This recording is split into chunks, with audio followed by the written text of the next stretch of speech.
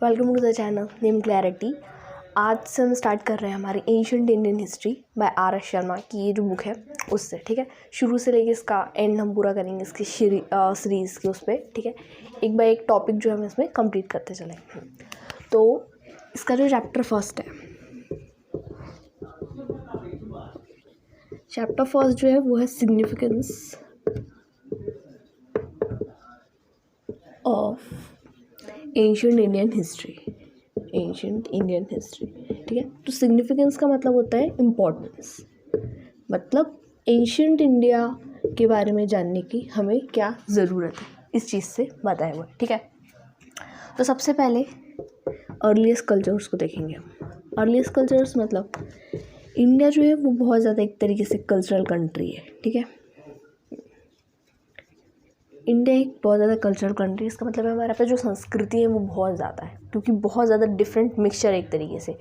India को यदि हम देखेंगे तो इसके कितने सारे स्टेट्स हैं, और उसमें लैंग्वेजेस की यदि मतलब कोई भी हम एक फैक्टर उठा लें, फिर कोई भी एक एलिमेंट उठा लेंगे, पूरे इंडिया में हम उसके डिफरेंट ऑफ द वेराइटीज़ जो होती हैं वो देखने मिलेंगी। आप फूड ले सकते हो, कल्चरल हमारे जो भी इवेंट्स होते हैं वो ले सकते हो, रिचुअल्स ले सकते हो कि एक ही चीज़ है या फिर कोई एक ही काम है, लेकिन इंडिया के अलग अलग पार्ट में उसको अलग अलग तरीके से किया जाता है। यदि आप फूड ले सकते हो कि अलग अलग जो स्टेट्स होते हैं वहाँ पे अपनी अपनी संस्कृति होती है। ठीक है, मतलब अलग अलग फूड्स होते हैं। इसके अलावा जो भी हम फेस्टिवल्स मनाते हैं, अलग अलग लैंग्वेजेस हैं, 5-4 से भी ज़्यादा लैंग्वेजेस या बोलियाँ होती होंगी जो कि हमारे इंडिया में बोली जाती है। मतलब हर चीज़ जो इंडिया में वो डिफरेंट है। तो पहला जो हम बात करेंगे वो है अर्लीस्ट कल्चर्स, कि हमारे यहाँ पे जो कल्चर है वो बहुत मतलब ये कि इतने सारे जो कल्चर्स का जो मिक्सचर हमारे इंडिया में पाया जाता है, उनकी जो भी रूट्स है वो एंशिएंट इंडिया के टाइम पे ही रखी गई। ठीक है, अब एंशिएंट इंडिया जो है ये कब से है, तो ये अर्ली जो मैन होते होंगे, मतलब यहाँ पे हम इंडिया की बात कर रहे हैं तो हमारे यहाँ पे जो अर्ली मैंस होते होंगे, मतलब एक तरीके से हिस्टोरिक में भी जो प्री हिस्टोरिक होता होगा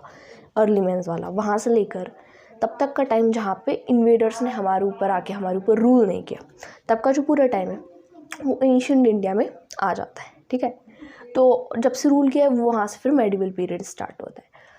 तो हिस्ट्री को सबसे पहले तो हिस्ट्री को 3 पार्ट्स में डिवाइड किया गया है। एक एंशिएंट, ठीक है, दूसरा मेडिवल में, और तीसरा मॉडर्न में। ठीक है, इसको 3 भागों में डिवाइड करने का जो काम है वो जेम्स मिल ने किया था। जेम्स मिल ये ईस्ट इंडिया कंपनी के ही एक सर्वेंट थे। ठीक है, तो जो जेम्स मिल है इन्होंने उसको 3 अलग अलग कैटेगरीज में डिवाइड किया था। तो इनके अकॉर्डिंग जो एंशिएंट पीरियड है वहाँ पे हिंदूज एक तरीके से उसको ज़्यादा रिलेट किया है। तो यदि इन्होंने एक्चुअली इसको धर्म के बेस पे किया हुआ था, और ये चीज़ थोड़ी सी यहाँ पे दिखती भी है। ठीक है, कि एंशिएंट टाइम पे जो हिंदू होते हैं उनका हमको ज़्यादा रोल मिलेगा। ठीक है, मेडिवल में जो मुस्लिम्स हैं उनका, और मॉडर्न वाला जो टाइम है वहाँ पे क्रिश्चियनिटी। ठीक है, तो इस तरीके से इन्होंने हिस्ट्री को 3 जेम्स मिल जो है उन्होंने हिस्ट्री को 3 पार्ट्स में डिवाइड किया। ठीक है, तो अभी हम बात करते हैं यहाँ के कल्चर की। तो इंडिया में बहुत ज़्यादा मिक्स कल्चर है। ठीक, ओके, इंडिया में बहुत ज़्यादा मिक्स कल्चर, और जो भी कल्चर्स हैं उन सभी के जो भी रूट्स है वो एंशिएंट इंडिया के टाइम पे ही है। मतलब अर्लीस्ट कल्चर जो है, मतलब हमें यदि संस्कृति के बारे में जानना है तो हमें एंशिएंट इंडिया को जानना ही होगा। दूसरी चीज़ जो यहाँ पे बात की गई है वो है एग्रीकल्चर की। मतलब ये कि एग्रीकल्चर जब से स्टार्ट हुए तब से ह्यूमन ने सही से रहना स्टार्ट किया है, क्योंकि इससे पहले वो कैसा रहता था, नोमैड्स जैसा। नोमैड्स मतलब जो इधर उधर लोग, मतलब जिनकी कोई सेटल्ड लाइफ नहीं है, बल्कि वो इधर से उधर घूमते रहते हैं। ठीक है, तो वो एक तरीके से अपना जो खाना होता है उसको 2 बेस पे लेते होंगे। फर्स्ट तो हंटर गैदरर्स, की मतलब एक तरीके से शिकार करके वो अपना फूड करते होंगे। ठीक है, दूसरा जो उनके पास ऑप्शन रहता होगा वो होता होगा फूड गैदर, या फिर जंगल में जो भी कंदमूल, मतलब वेजिटेबल या फ्रूट्स जो भी उन सबको खाते होंगे, इस तरीके से। लेकिन जैसे जैसे हमारी थोड़ी इंटेलिजेंस हुई और ऑब्जर्व किया ह्यूमन ने कि हाँ एग्रीकल्चर ऐसी भी चीज़ है कि मतलब हम अपने अकॉर्डिंग जो भी हमें क्रॉप्स रहती हैं उसको हम एक सीज़न पे उनको लगा सकते हैं, और इनके एक एंडिंग टाइम पे हम उसको रीप कर सकते हैं। मतलब जो मतलब पकी हुई जो फसल है उसको हम पूरा कल्टीवेट कर सकते हैं। ठीक है, तो तब से फिर उन्होंने एग्रीकल्चर, मतलब जब से उनको एग्रीकल्चर की समझ आई और उन्होंने एग्रीकल्चर की शुरुआत की, ठीक है, तब से उनकी जो लाइफ है वो एक सेटल्ड हो गई। अब जब सेटल्ड लाइफ हो गई तो यहाँ पे उनके अपना एक शेल्टर, बनाना ही पड़ेगा, मतलब रहने का परमानेंट जगह, ठीक है, क्योंकि अब वो रहना शुरू कर दिए वो चीज़। इसके अलावा उनको अपने एक जो भी उनके टूल्स कह सकते हैं हम यहाँ पे, ठीक है, तो टूल्स अलग अलग, अब जैसे टूल्स की एग्रीकल्चर करने के लिए भी टूल्स, ठीक है, इसके अलावा शिकार करने के लिए भी टूल्स। तो यहाँ पे थोड़ी सी परमानेंसी आ गई कि इनको अपने साथ चीज़ों को लेके इधर उधर जाने की ज़रूरत नहीं है, बल्कि अब ये सेटल हो गए हैं, तो इनको ये सारी चीज़ें जो होंगी उनका यहीं पे उनको बना लेना पड़ेगा, ठीक है। तो ये एक तरीके से एग्रीकल्चर। तीसरी हो गई नेचुरल रिसोर्सेज को यूटिलाइज करने की, नेचुरल रिसोर्सेज को यूटिलाइज करने के। अब यूटिलाइज का क्या मतलब होता है कि उसका सही से उपयोग करने की, ठीक है। पहले के टाइम पे हमारे पास जो भी रिसोर्सेज अवेलेबल होंगे, मतलब जो भी चीज़ें हमारे पास या जो भी साधन हमारे पास अवेलेबल है, ठीक है, तो जो अर्ली मैंस होंगे उसमें इतनी समझ नहीं होगी, लेकिन टाइम के अकॉर्डिंग जैसे जैसे उसने जैसे यहाँ पे एग्रीकल्चर स्टार्ट किया या फिर अलग अलग उसको चीज़ें दिखी, ठीक है, तो उसने अपनी समझ के अकॉर्डिंग रिसोर्सेज का कैसे इस्तेमाल करना है इसको सीखा, ठीक है, और उससे डिफरेंट डिफरेंट उसने टूल्स बनाए और अलग अलग जो चीज़ें होती है वो बनाए, ठीक है। तो ये जो है उसके बाद आया कि नेचुरल रिसोर्सेज का हमको यूटिलाइज कैसे करना है। तो यदि हम देखें तो significance of ancient Indian history, मतलब कि एंशिएंट इंडिया के बारे में जानना हमारे लिए क्यों इंपॉर्टेंट है, तो ये तो ऐसे तो बहुत सारे एक तरीके से पॉइंट की तो लिस्ट निकल सकती है कि क्या क्या इंपॉर्टेंस है, लेकिन ये चीज़ जो शुरू वाले पोर्शन में ये वाली जो चीज़ है वो बताइए, ठीक है। इसके आगे फिर जो हमारा नेक्स्ट टॉपिक है वो है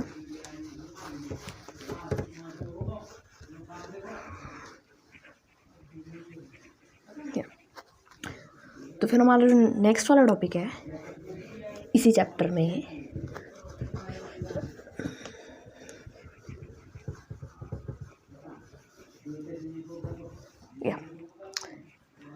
उसमें हमारे बात की गई है यूनिटी इन डाइवर्सिटी।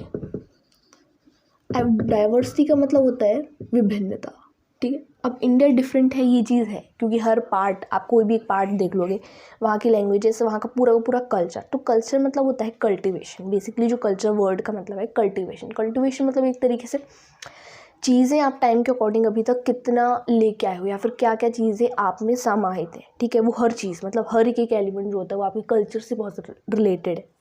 अलग अलग चीज़ उसमें आ जाती है, रिलीजन आ जाएगा, आपका फिजिकलिटी, मतलब एक तरीके से रेसेस जो होती है, मतलब आपका पूरा का पूरा दिखने में आप कैसे हैं, ये सारी चीज़ें भी कल्चर में आ जाएंगी, ठीक है। इसके अलावा आपका रिलीजन, आपकी लैंग्वेज, क्या फूड आप खा रहे हो, आपके जितने भी रिचुअल्स हैं, ये हर चीज़ जो है वो आपके कल्चर में आ जाती है। तो इंडिया में जो कल्चरल डाइवर्सिटी वो बहुत ज़्यादा पाई गई है। इसके अलावा हमारे यहाँ पे रेसेस में भी डाइवर्सिटी पाई गई है, पर इसके बावजूद भी हमारे यहाँ पे यूनिटी है, मतलब एकता है, ठीक है, क्योंकि इंडिया जो है एकता इसमें इस तरीके से बनी हुई है कि इंडिया जो है वो एक सब कॉन्टिनेंट है, ठीक है, जो कि हिमालय है।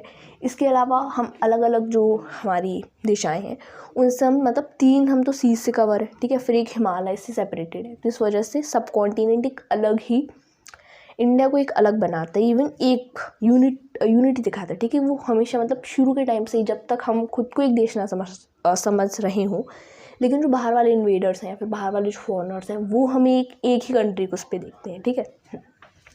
तो बात करते हैं यूनिटी एंड डाइवर्सिटी, ठीक है। तो सबसे पहले कि हमारे यहाँ पे जो डाइवर्सिटी की बात की गई है कि हमारे यहाँ पे कैसे डाइवर्सिटी है, तो यहाँ पर रेसेस की बात की गई। तो रेसेस मतलब होता है नस्लें, ठीक है। तो बेसिकली जो नस्लें हैं वो इस तरीके से डिवाइडेड है कि जैसे हम अर्थ देखेंगे, ठीक है, तो अर्थ में ये जो बीच वाला पार्ट है वो इक्वेटर है, ठीक है। तो यहाँ पे सूर्य की रोशनी सबसे ज़्यादा पड़ती है, ठीक है। तो जो सूर्य है वो एक तरीके से 2 बार यहाँ से यहाँ होकर जाते हैं, मतलब यहाँ पे सबसे ज़्यादा गर्मी रहती है, ठीक है। और जैसे हम यहाँ पे जाएंगे तो हमारी ट्रॉपिक ऑफ कैंसर है, यहाँ पे हम देखेंगे ट्रॉपिक ऑफ कैप्रिकॉर्न है, ठीक है। तो बेसिकली ये है कि जो ठंडे वाले पार्ट्स हैं यहाँ के जो लोग हैं या फिर ऐसी कंट्रीज़ हैं जो कि इन वाले पोर्शंस मतलब इनके ऊपर रह रही है, कैंसर के ऊपर और कैप्रिकॉर्न के नीचे रह रही है, तो ये जो है ये आर्कटिक वाले उसमें कॉन्टैक्ट में आ जाती है, ठीक है। जैसे यहाँ के लोगों का जो कलर होता है वो एक तरीके से फेयर होता है, ठीक है, और जो बीच वाले लोग हैं इनका जो कलर होगा वो आपको ज़्यादा डार्क स्किन का मिलेगा, ठीक है। तो इस तरीके से जोग्राफी होती है वो बहुत ज़्यादा रेस को, किसी भी चीज़ की जो रेस होती है, रेस मतलब हमारी जो नस्ल होती है उसको प्रभावित करते हैं, ठीक है। अब इंडिया जो है उसमें एंशिएंट के टाइम पे, मतलब एंशिएंट का जो पीरियड है कि मतलब अर्ली मैन से लेकर तब तक का पीरियड जब तक बाहर वाले इन्वेडर्स हमारे यहाँ पे रूल नहीं किए हैं, तब का जो टाइम है उसमें डिफरेंट टाइप की जो रेसेस हैं वो इंडिया में आई हुई हैं। तो सबसे पहले यहाँ पे जो रेस आई है वो है प्री आर्यंस। अब प्री आर्यंस जो है वो इंडिजीनस इंडिया की है, मतलब इंडिया की खुद की है, ठीक है, कि मतलब इंडिया के जो खुद के लोग हैं मूल निवासी वो लोग हैं, वो प्री आर्यंस हैं, ठीक है। उसके बाद जो है वो आए आर्यंस। तो आर्यंस सेंट्रल एशिया से है, ठीक है।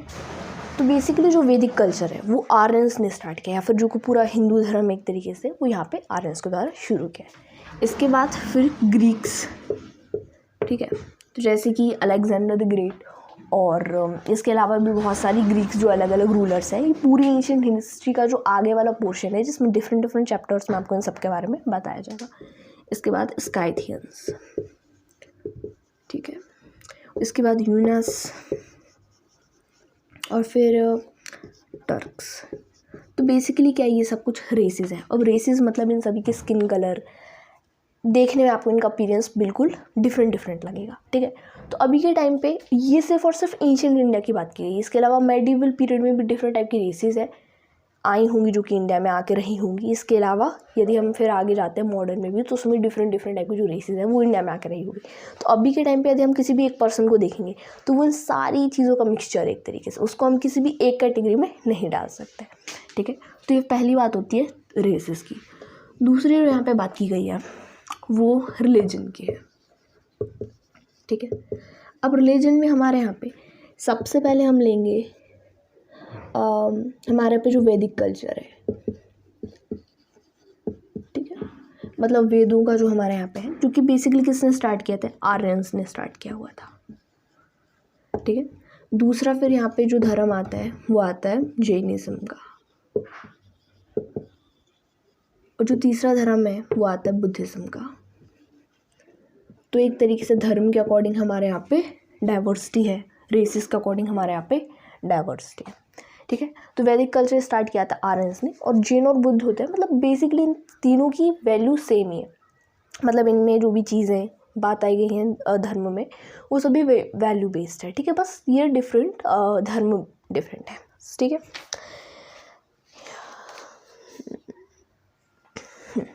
इसके अलावा हम बात करते हैं थर्ड कल्चर की। कल्चर मतलब संस्कृति की, ठीक है। तो यहाँ पे जैसे बात की गई है प्री आर्यंस की, तो प्री आर्यंस जो है उसको दो में डिवाइड किया गया। प्री आर्यंस मतलब इंडिजिनस, वो लोग जो भारत के मूल निवासी है, ठीक है। इसको दो कैटेगरी में डिवाइड किया गया। एक तो है द्रविड़, और जो दूसरी बात की गई है वो है मुंडा। तो बेसिकली ये है ट्राइब्स ग्रुप, मतलब आदिवासी जो लोग होते हैं उनका समूह या फिर उनकी कम्युनिटी की, ठीक है। तो जो द्रविड़ लोग हैं वो साउथ इंडिया से रिलेटेड है, कि अभी जो साउथ वाला पार्ट है वो एक तरीके से मूल निवासी हैं भारत के, ठीक है।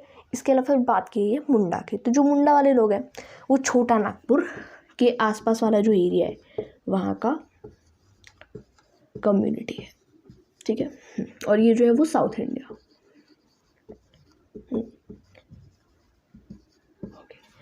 तो जो वैदिक कल्चर है इसका मतलब हमारे जो पुराण वगैरह है, फिर हमारे जो वेद हैं उनमें द्रविड़ और मुंडा इन दोनों के बारे में जिक्र है, ठीक है। इसके अलावा जो द्रविड़ है मतलब जो साउथ इंडिया का कल्चर है उसका अपना एक डिफरेंट लिटरेचर है, जिस लिटरेचर को संगम लिटरेचर नाम दिया गया है, संगम लिटरेचर, ठीक है। ये कहाँ का है, ये साउथ इंडिया का, मतलब जो साउथ इंडिया द्रविड़ वाला ये लिटरेचर है, संगम लिटरेचर, ठीक।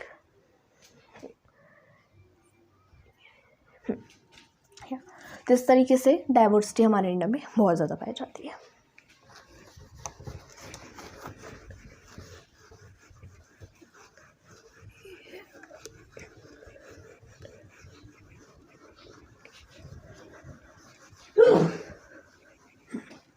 तो अभी जो हम सबसे पहले यहाँ पे बात करते हैं वो है जनपद्स की। जनपद्स, तो जनपद्स मतलब एक तरीके से यहाँ पे लोगों की बात की गई है।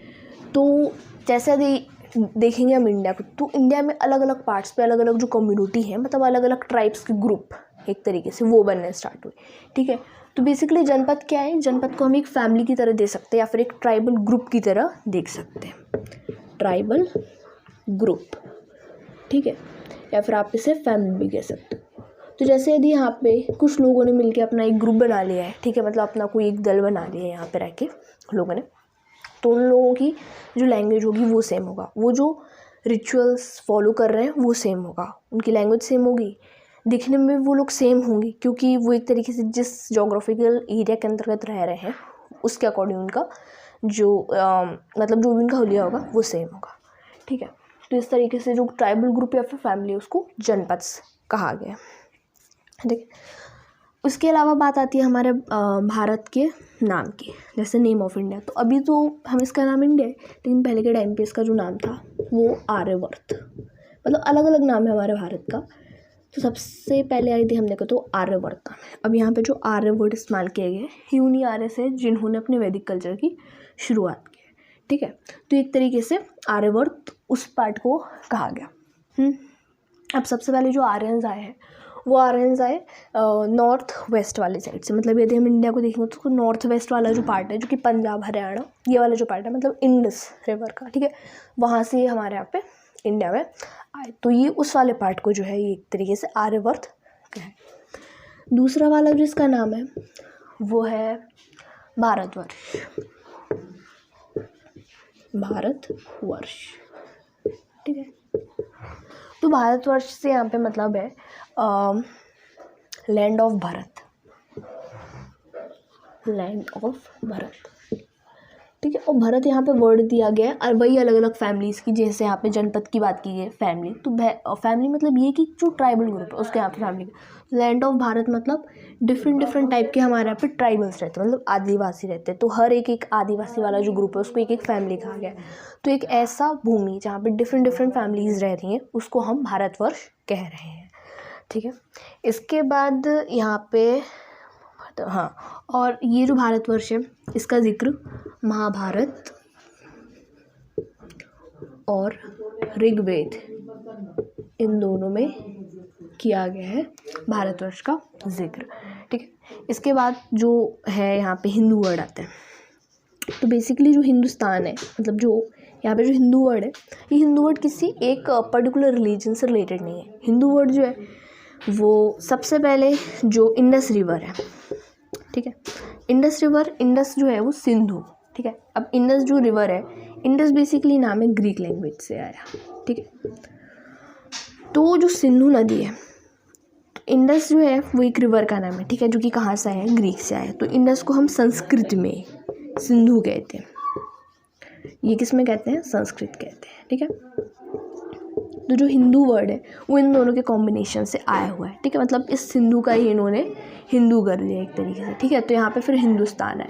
तो ये जो वर्ड है एक तरीके से ये ग्रीक्स ने दिया हुआ है इंडिया को, ठीक है, कि जो इंडस रिवर है उस इंडस रिवर के ईस्ट वाला, मतलब ईस्ट वाले में जो पूरा का पूरा पार्ट है उसको इन्होंने हिंदुस्तान वर्ड से, मतलब यहाँ पे उसको इंडिया के वर्ड से एक तरीके से कह सकते हैं वो दिया, ठीक, ओके। तो ये चीज़ जो है ये बता दी कि हाँ डिफरेंट नाम है और कहाँ से इंडिया के जो नाम है वो आए हुए हैं, ठीक। अब इंडिया जो है उसको एक, अब यहाँ पे जो हम बात करते हैं यूनिटी की, ठीक, ओके।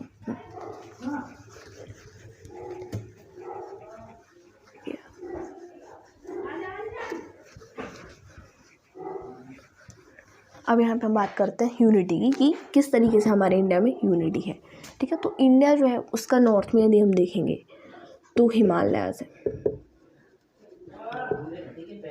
साउथ में हम देखेंगे तो यहाँ पे केप कोमोरिन,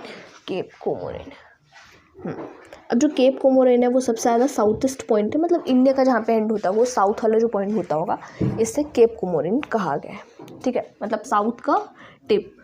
यहाँ से ब्रह्मपुत्र की जो वैली है, मतलब ब्रह्मपुत्र नदी उसकी जो घाटी है वो, और यहाँ से लेके इंडस के बियॉन्ड, मतलब इंडस की भी पार, क्योंकि यहाँ पे इंडियन सब कॉन्टिनेंट की बात की गई, ठीक है। तो मतलब इंडस जो वैली है, इंडस जो रिवर है उसके भी बियॉन्ड, मतलब उसके भी पार, ये जो पूरा एरिया है इसको हम कहते हैं इंडिया, ठीक है। भारत कुछ भी कह सकते हो, अलग अलग नाम है इसके, ठीक है। तो एक तरीके से ये पूरा एक इंडियन सब कॉन्टिनेंट माना गया है। सब कॉन्टिनेंट क्योंकि ये चीज़ हमको एशिया से थोड़ा डिफरेंट बनाता है, ठीक।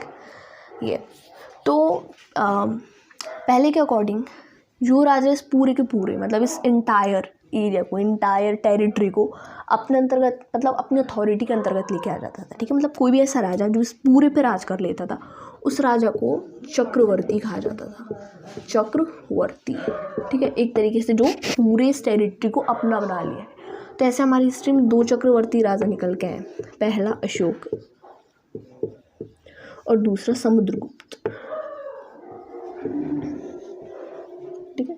तो ऐसे 2 राजा हैं जो कि अभी तक ये चक्रवर्ती का जो टाइटल उन्होंने हासिल किया, मतलब ये वाला जो पूरा का पूरा पोर्शन है उस पर ये दोनों पूरा अपना कब्जा जमा चुके हैं, ठीक है। इसके बाद हम बात करते हैं लैंग्वेजेस की। तो ये वाला जो पोर्शन है यूनिटी को बताता है, ठीक है। अब लैंग्वेजेस पे हम आते हैं। तो लैंग्वेजेस पे सबसे पहले प्राकृत लैंग्वेज की बात की गई है। तो जो प्राकृत लैंग्वेज है वो है जैनिज्म लैंग्वेज की एक भाषा, मतलब एक्चुअली जैनिज्म का जो जैन धर्म का जो वर्क है वो मोस्टली प्राकृत लैंग्वेज में है, ठीक है, जैनिज्म।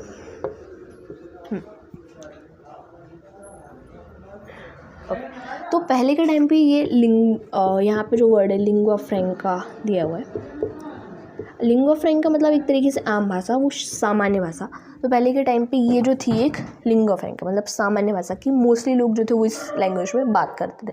इसके अलावा जो संस्कृत है, तो पहली वाली लैंग्वेज हो गई। दूसरी जो संस्कृत लैंग्वेज है इसका बहुत ज़्यादा रहा है, क्योंकि संस्कृत लैंग्वेज एक तरीके से ऑफिशियल लैंग्वेज है, ठीक है। इसके अलावा संस्कृत को तो रूट ही कहा जाता है, बहुत ही ज़्यादा एक तरीके से श्रेष्ठ भाषा है। तो संस्कृत को एक तरीके से ऑफिशियल भाषा के उस पर देखा गया, और यहाँ पे एक प्राकृत लैंग्वेज को लोग नॉर्मली सामान्य भाषा की तरह इस्तेमाल करते थे, ठीक है। तो संस्कृत भाषा को एक तरीके से ऑफिशियल जो भी वर्क्स होंगे वहाँ पे। इसके अलावा कुछ सेंटर्स रहेंगे, नॉलेजेबल सेंटर्स या नॉलेजेबल हब कह सकते हो उसको, जैसे तक्षशिला यूनिवर्सिटी, बनारस, मतलब ये वो सेंटर्स हैं जहाँ पे जो कि नॉलेज के सेंटर्स रहेंगे तब के टाइम पे। वहाँ पे भी जो संस्कृत होती है उसका बहुत अच्छे से यूज़ किया जाता था, ठीक है। तो एक ये चीज़ है। तो ये पूरा का पूरा जो चैप्टर है ये सिग्निफिकेंस दिखाता है कि इंपॉर्टेंस के, इसके अलावा यूनिटी एंड डाइवर्सिटी की, हमारे यहाँ पे बहुत ज़्यादा डाइवर्सिटी है, ठीक है। तो एकदम स्टार्टिंग पॉइंट है बुक का जिसमें आपको ये चीज़ बताई गई है। इसके आगे हम देखते हैं तो वर्ण सिस्टम को देखने मिलेगा। अब ये भी क्या बताता है, डाइवर्सिटी को, कि हमारे यहाँ पे वर्ण बहुत सारे, ठीक है। वर्ण में हमने जो है मतलब कास्ट सिस्टम, यहाँ पे कास्ट सिस्टम के बारे में बताइए, ठीक है। तो इस तरीके से हम देखो तो इंडिया में बहुत ज़्यादा डाइवर्सिटी पाई जाती है, ठीक। एजुकेशन सिस्टम, हाँ। अब क्यों ज़रूरी है इस चीज़ को जानना, मतलब इसका रिलेवेंस क्या है, जो हमारा लास्ट वाला पॉइंट आता है। मतलब ये चीज़ तो मैंने आपको बता दी, बस इसका जो लास्ट पॉइंट है वो आता है रिलेवेंस मतलब इसका हमारे लिए क्या यूज़ है। जिसकी हमारे लिए ये यूज़ है कि ऐसे बहुत सारे वैज्ञानिक हैं जो इंडिया से निकले हुए हैं, ठीक है। जैसे आर्यभट्ट कह सकते हैं। इसके अलावा बहुत ज़्यादा वेद, ऋषि मुनि वगैरह, ठीक है। इसके अलावा जो हमारे वेद और पुराण उसमें भी बहुत अलग अलग जो वाली जो चीज़ें होती हैं जो कि साइंस और टेक्नोलॉजी जो कि अभी के टाइम पे पॉसिबल लेकिन तब के टाइम पॉसिबल नहीं थी, ठीक है। उसके बिना भी उनके पास इतना ज़्यादा नॉलेज है। तो बहुत ज़्यादा इंपॉर्टेंट है कि यदि हम कि साइंस और टेक्नोलॉजी की रिलेटेबल ये चीज़ है, ठीक है। तो यदि हम उन ग्रंथों में अभी भी जाके देखेंगे तो वो नॉलेजेबल चीज़ें हैं। इसके अलावा अभी जो भी चीज़ें या फिर जो भी हमारे पास प्रॉब्लम्स हैं शायद उनकी जड़ हमारे एंशियंट पीरियड में है, ठीक है। कि यदि कोई भी बुराई वाली चीज़ें, कोई भी धर्म की या फिर कोई भी चीज़ है बुराई वाली, ठीक है, तो इनकी जड़ हमको हमारे एंशियंट उसमें मिलेगी या फिर इनके साक्ष्य हमको एंशियंट में मिलेंगे कि यदि आज हम जो चीज़ें कर रहे हैं वो सच में क्या हमारे जो हमारा कल्चर है, जो रियल कल्चर है उसमें लिखी गई है या नहीं लिखी। इसके अलावा मॉन्यूमेंट्स, हेरिटेजेस हम देख सकते हैं कि आज के टाइम पे तो इंजीनियरिंग है, ठीक है, लेकिन तब के टाइम पे बिना किसी इस तरीके के एडवांस टेक्नोलॉजी के बिना पे भी इतने बड़े बड़े जो हेरिटेजेस मतलब जो भी इमारतें आज बनी रहती हैं इतने स्ट्रॉन्ग और इतने सही तरीके से, ठीक है, तो उसको किस तरीके से बिना इंजीनियरिंग के बनाए गए। तो ये सारी चीज़ों को जानने के लिए हम एंशिएंट इंडियन हिस्ट्री को पढ़ते हैं। तो ये वाला जो चैप्टर था ये बिल्कुल शुरुआत इस चैप्टर का, ठीक है। तो इसके आगे हम फिर और जो भी हमारे टॉपिक्स रहेंगे उसको कवर अप करते रहेंगे। यदि आपको वीडियो पसंद आए तो इसे लाइक करें, चैनल को सब्सक्राइब करें, जो भी क्वेश्चन है आपको उसको कमेंट करें। Thank you.